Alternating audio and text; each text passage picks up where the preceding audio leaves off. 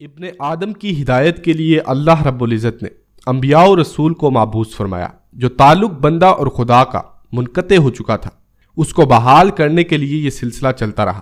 آدم علیہ السلام سے لے کر حضرت عیسیٰ علیہ السلام تک، اور حضرت عیسیٰ علیہ السلام سے لے کر ہادی عالم نور مجسم شفیع معظم صلی اللہ علیہ وآلہ وسلم پر اختتام پذیر ہوا، اور نبوت کا دروازہ ہمیشہ کے لیے بند ہو گیا۔ تو اب نبوت کا دروازہ تو بند ہو گیا، پھر یہ ڈیوٹی کس کے سپرد ہوئی جو اس ٹوٹے ہوئے تعلق کو استوار کرے؟ تو اللہ رب العزت نے ابن آدم میں سے اپنے کچھ بندوں کا انتخاب کیا، جن کا ظاہر تو امتی اور متبع کا تھا، لباس تو خادم اور غلام کا تھا، نام مطیع و فرما بردار تھا، لیکن باطن نور نبوت سے منور تھا، سینہ خزانہ نبوت سے مزین تھا، مالک کے ساتھ اتنا مضبوط تعلق کہ لمحہ بھر بھی یاد الہی اور اتباع رسول صلی اللہ علیہ وآلہ وسلم سے غافل نہ تھا۔ اٹھنا بیٹھنا، چلنا پھرنا، کھانا پینا، حالانکہ سونا جاگنا بھی، ایک سانس بھی خدا کی مرضی کے بغیر نہیں لیتے، اور خالق کے ساتھ اتنا گہرا تعلق اور پیار کے ہر لمحہ ان کی فکر کی فلاح و کامیابی کیسے ملے گی، یہ کیسے مراد تک پہنچے گی، منزل تک رسائی کیسے ہوگی، یہ ابدی سرمدی کامیابی کیسے حاصل کریں گے، ہر وقت امت مصطفیٰ صلی اللہ علیہ وآلہ وسلم کی آسانیاں پیدا کرنے اور گوہر مراد حاصل کرنے کی فکر میں رہتے ہیں۔ ناظرین گرامی، تاریخ فلسفہ اسلامی کا مطالعہ کریں تو اندازہ ہوگا کہ امام غزالی، الکندی، ابن رشد، ابن سینا، ملا صدرہ اور ابن خلدون وغیرہ نے مخصوص علوم پر الگ الگ اصناف میں لکھا اور نام پیدا کیا۔ دوستو، الشیخ الاکبر محی الدین ابن العربی رحمۃ اللہ علیہ انہی بندگان خدا میں سے ایک ہیں۔ ابن العربی کا علمی مقام و مرتبہ کتنا بلند ہے، ہم آپ کو آج کی اس ویڈیو میں بتائیں گے۔ دوستو، ابن العربی کی ولادت باسعادت مشرقی اندلس اسپین کے شہر مرسیا میں پیر کی رات 17 رمضان المبارک 560 ہجری میں ہوئی۔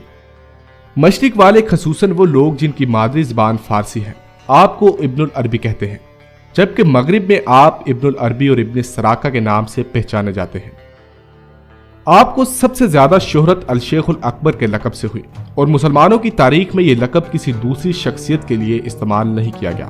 آپ کے والد علی بن محمد صاحب زاہد عالم اور متقی تھے، اور غوث الاعظم محی الدین سیدی شیخ عبد القادر جیلانی رحمۃ اللہ علیہ کے عقیدت مندوں میں سے تھے۔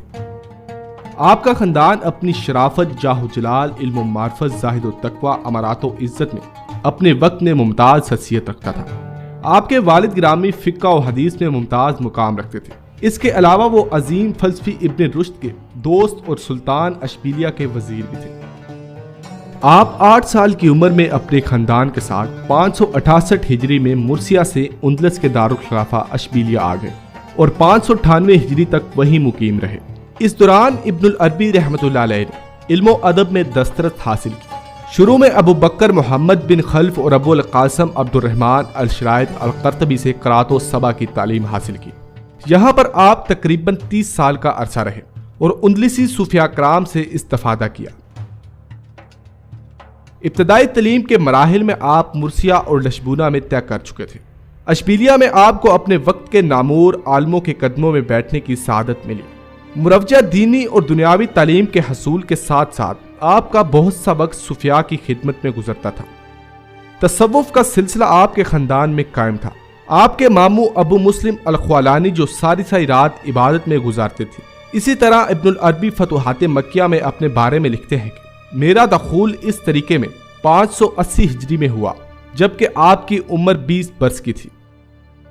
اس بارے میں بیان کیا جاتا ہے کہ آپ اشبیلیہ کے کسی امیر کبیر کی دعوت میں مدعو تھے، جہاں پر آپ کی طرح دوسرے رسا کے بیٹوں کو بلایا گیا تھا۔ کھانے کے بعد جب جام گردش کرنے لگا اور سراہی آپ تک پہنچی اور آپ نے جام کو ہاتھ میں پکڑا تو غیب سے آواز آئی، اے محمد، کیا تم کو اس لیے پیدا کیا گیا تھا؟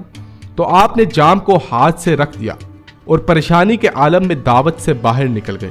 گیٹ پر آپ نے وزیر کے ایک چرواہے کو دیکھا جس کا لباس مٹی سے اٹا ہوا تھا۔ آپ اس کے ساتھ ہو لیے اور شہر سے باہر اپنے کپڑوں کا اس کے کپڑوں سے تبادلہ کیا۔ کئی گھنٹوں تک ویرانوں میں گھومنے کے بعد آپ ایک قبرستان پر پہنچے جو نہر کے کنارے پر واقع تھا۔ آپ نے وہاں پر ڈیرا لگانے کا فیصلہ کیا اور ایک ٹوٹی ہوئی قبر میں جا اترے۔ دن اور رات ذکر الہی میں مصروف ہو گئے اور سوائے نماز کی ادائیگی کے وقت اس سے باہر نہ نکلتے۔ 4 روز کے بعد آپ باہر نکلے تو علوم کا ایک دریا لے کر لوٹے۔ آپ نے اس کے بعد اپنے شیخ کی زیر نگرانی ایک 9 ماہ کا چلا کاٹا۔ آپ نے 1.5-2 سال کا عرصہ سرکاری ملازمت کی، جس میں آپ بطور فوجی فوج میں بھرتی ہوئے، لیکن پھر آپ کے ساتھ ایک ایسا واقعہ پیش آیا کہ آپ نے ملازمت سے ہاتھ اٹھا لیا اور طریقت کے دوسرے لوگوں کی طرح فقر کو اپنا شعار بنایا۔ ابن العربی نے پہلی بار 590 ہجری میں اندلس کی سرزمین سے باہر کا سفر کیا۔ آپ نے تیونس میں ابو القاسم بن قسی جو المغرب میں المراودون کے خلاف اٹھنے والے صوفیوں کے بانی قرار دیے جاتے ہیں کی کتاب خلع النالین کا درس لیا۔ بعد میں آپ نے اس کتاب کی شرح پر ایک مستقل رسالہ تصنیف کیا۔ ناظرین گرامی، اسی سفر کے دوران آپ کی ملاقات ابو محمد عبدالعزیز بن ابوبکر القریشی المہدوی کے ساتھ ہوئی، جن کی فرمائش پر آپ نے اندلس کے صوفیاء کے تذکروں پر مشتمل ایک کتاب روح القدس لکھی۔ اس کتاب میں 55 صوفیاء کا تعارف کرایا گیا جن کے ساتھ آپ کا رابطہ رہا یا جن کے ساتھ آپ کا شاگردی کا رشتہ تھا۔ 593 ہجری میں ابن العربی پھر ایک بار فاس میں تھے، جہاں پر ایک کشف میں آپ کا روحانی درجہ دکھایا گیا۔ آپ بیان کرتے ہیں کہ مسجد الزہرا میں جو عین الجبل کے پہلو میں واقع ہے، آپ نے عصر کی نماز کے دوران ایک نور کو دیکھا جو ہر چیز کو منور کر رہا تھا جو آپ کے سامنے تھی، جبکہ آپ یہ تمیز بالکل کھو بیٹھے تھے کہ آگے کیا ہے اور پیچھے کیا ہے۔ 597 ہجری کے ماہ رمضان میں ابن العربی اپنے ساتھی محمد الحصار کی معیت میں بجائیہ میں داخل ہوئے۔ بجائیہ سے آپ 598 ہجری کو تیونس پہنچے، جہاں پر آپ اپنے دوست ابو محمد عبدالعزیز بن ابوبکر القریشی المہدوی کے ہاں ٹھہرے۔ وہاں پر آپ نے 8 سال پہلے اپنے قیام کے دوران دوستوں کی فرمائش پر ایک کتاب روح القدس رقم کی تھی۔ تیونس سے آپ اپنے ساتھی محمد الحصار سمیت مصر پہنچے، جو وہاں پر وفات پا گئے۔ آپ کی منزل مکہ تھی، جہاں پر آپ بیت المقدس سے ہوتے ہوئے داخل ہوئے، اور پھر مکہ میں آپ نے اپنی کتاب فتوحات مکیہ کی تصنیف کی بنیاد 599 ہجری میں رکھی، جس کی تکمیل 627 ہجری میں ہوئی۔ مکہ میں ابن العربی کا پہلا قیام 2 برس کا تھا، جس کے دوران وہاں کے علمی اور مذہبی حلقوں میں آپ کی وجہ سے ایک غیر معمولی ہلچل پیدا ہوئی۔ آپ کی تصنیفی سرگرمیوں کا اندازہ اس بات سے کیا جا سکتا ہے کہ آپ نے اس دوران اپنی کتاب روح القدس کے مسودے کو مکمل کیا۔ آپ بلند پایا شاعر بھی تھے۔ مکہ میں آپ کی شاعری اپنے نقطہ عروج پر پہنچی، جہاں پر آپ کا دوستانہ تعلق ابو شجاع ظاہر بن رستم اور ان کے خاندان کے ساتھ تھا، جس کی نخیز لڑکی نظام عین الشمس کے بارے میں خیال کیا جاتا ہے کہ وہ آپ کی شاعری کی روح بنی۔ خود آپ نے اپنے دیوان ترجمان الشواق میں نظام کا ذکر تعریفی رنگ میں کیا ہے، مگر بعد میں جب آپ پر مخالفوں نے آشکانہ شاعری کرنے کا الزام لگایا تو آپ نے اس کو رد کرنے کے لیے اس دیوان کی شرح ذخائر الالاق لکھی، جس میں ثابت کیا کہ آپ کے اشعار تصوف کے مروجہ طریقت سے ذرا بر ہٹ کر نہیں ہیں۔ ابن العربی 601 ہجری میں مکہ سے روانہ ہو کر بغداد، موصل اور دوسرے شہروں سے ہوتے ہوئے 603 ہجری میں قاہرہ پہنچے، جہاں آپ پر ارتداد کا الزام لگایا گیا، مگر ایوبی حاکم الملک العادل نے آپ کی جان بچائی۔ 604 ہجری میں آپ پھر مکہ میں وارد ہوئے اور 1 سال تک وہاں پر قیام کیا۔ اس کے بعد آپ ایشیا کوچک چلے گئے، جہاں سے 607 ہجری میں کونیا پہنچے۔ یہاں پر سلطان کے کاؤس نے آپ کا ولولے کے ساتھ استقبال کیا اور آپ کی رہائش کے لیے ایک مکان بنوایا، جسے آپ نے بعد میں ایک بیکاری کو دے دیا۔ دوستو، اسی طرح اگلے برسوں میں ابن العربی نے متعدد سفر کیے۔ 612 ہجری میں آپ مکہ میں تھے۔